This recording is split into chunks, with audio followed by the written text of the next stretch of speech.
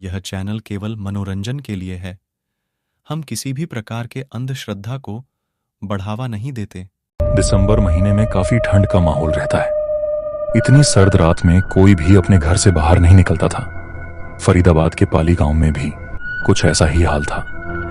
यहाँ के सभी लोग जल्द से जल्द अपना काम खत्म करके घर के अंदर चले जाते थे। उसी गांव में राजीव नाम का आदमी भी रहता था, जिसके माता पिता बचपन में ही गुजर गए थे। राजीव अपने घर में अकेला था और गांव के बाहर किसी फैक्ट्री में काम करता था। इसी काम से वह अपना खर्च चलाता था। एक रात राजीव अपना काम करके तकरीबन 10 बजे घर लौट रहा था। फैक्ट्री से उसके घर का रास्ता कुछ 5 किलोमीटर की दूरी पर था। राजीव ने सोचा, आज वैसे भी रात हो गई है, क्यों ना आज शॉर्टकट वाले रास्ते से चला जाऊं, वरना और भी रात हो जाएगी। यह सोचकर वो एक सुनसान रास्ते से जाने लगा, लेकिन उसे यह नहीं पता था कि उस रास्ते के बारे में कई सारी कहानियां और घटनाएं फैली हुई थीं। कुछ लोगों का तो यह तक कहना था कि उस रास्ते पर एक आदमखोर चुड़ैल घूमती है।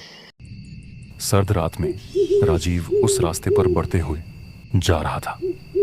वह जैसे जैसे उस रास्ते पर आगे बढ़ते हुए जा रहा था, उसे वैसे ही कई सारी डरावनी आवाजें भी सुनाई दे रही थीं।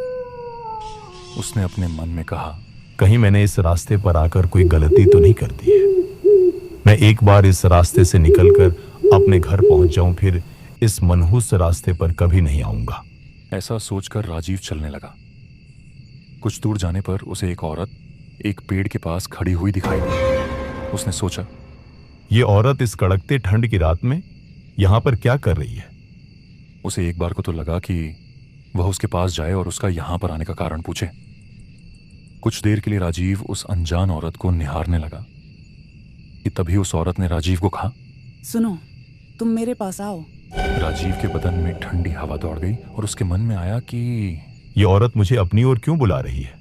वह यह सोच ही रहा होता है कि तभी वह औरत उसकी तरफ मुड़ती है और कहती है, आप इतनी रात में यहाँ क्या कर रहे हैं, और क्या आप रास्ता भटक गए हैं? राजीव ने डरी हुई आवाज में कहा, जी नहीं, मैं तो यहां से अपने घर जा रहा था, लेकिन आप इतनी रात को यहाँ इस पेड़ के पास क्यों खड़ी हुई थी? उस औरत ने कहा, मेरा नाम मीना है, मेरा घर यहीं पास ही में है। मैं तो रोज रात को यहाँ घूमने के लिए आती हूँ। राजीव को उस औरत की बातें सुनकर कुछ अजीब लगा।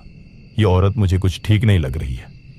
भले इतनी ठंडी की रात में घूमने कौन निकलता है, मुझे अब यहाँ से निकलना चाहिए। वह यह सोचकर उस औरत से कहता है, जी काफी रात हो गई है, अब मुझे घर जाना होगा, क्योंकि रात के साथ ठंड भी बढ़ रही है। मैं आपसे किसी और दिन मिल लूंगा। यह कहकर राजीव उसी रास्ते में आगे बढ़ने लगता है। पता नहीं कैसे कैसे लोग रहते हैं। भले इतनी रात में घूमने कौन ही निकलता है, वो भी इतनी ठंड में। कहीं वो कोई भूत या चुड़ैल तो नहीं थी? ऐसे कई सारे सवाल राजीव के मन में चल रहे थे कि तभी राजीव को उसके पीछे से किसी के चलने की आवाज आई। उसने पीछे मुड़कर देखा तो उसके पीछे कोई नहीं था।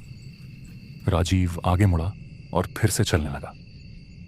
थोड़ा और आगे बढ़ने के बाद उसे एक झाड़ी के पास में एक इंसानी कंकाल दिखा, जो अंधेरी रात में काफी भयानक लग रहा था। ऐसा भयानक दृश्य देखकर राजीव काफी घबरा गया और जल्दी जल्दी अपने कदम बढ़ाकर आगे की ओर चलने लगा। अब राजीव का घर भी पास ही में आ चुका था। कुछ कदम की दूरी के बाद राजीव अपने घर पहुंच गया और अपने बेड पर बैठ गया। उसने घड़ी की ओर देखा तो रात के 11:30 बज गए थे। उसने जल्दी से हाथ धुलकर खाना खाया और सोने के लिए बेड पर लेट गया। काफी समय हो गया था, लेकिन उसे नींद ही नहीं आ रही थी। साथ में उसके दिमाग पर उस सुनसान रास्ते का ख्याल चल रहा था। तभी उसके दरवाजे पर किसी ने दस्तक दी। उसने सोचा, इस समय कौन होगा? पहली बार तो राजीव ने उस बात को नजरअंदाज किया, लेकिन 2 मिनट बाद फिर किसी ने दरवाजा खटखटाया। राजीव ने जब दरवाजा खोला तो वहां पर वही औरत मीना खड़ी हुई। राजीव ने कहा, आप इतनी रात को मेरे घर क्यों आई है? पहले आप मुझे अंदर ले चलिए। मीना काफी डरी हुई।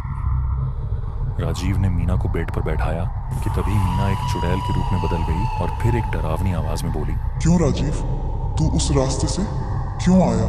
तुझे क्या नहीं पता है, वह मेरा इलाका है। उस रास्ते से जो भी आता है उसे अपनी जान से हाथ धोनी पड़ती है। तूने मुझे यहाँ तक आने में मजबूर कर दिया है और तू सुबह सबको मेरे बारे में बता देगा, इसलिए अब तुझे मरना होगा। और यह कहकर मीना राजीव के ऊपर चढ़ गई और उसकी गर्दन एक झटके में मोड़कर तोड़ दी और एक डरावने ढंग से हंसने लगी।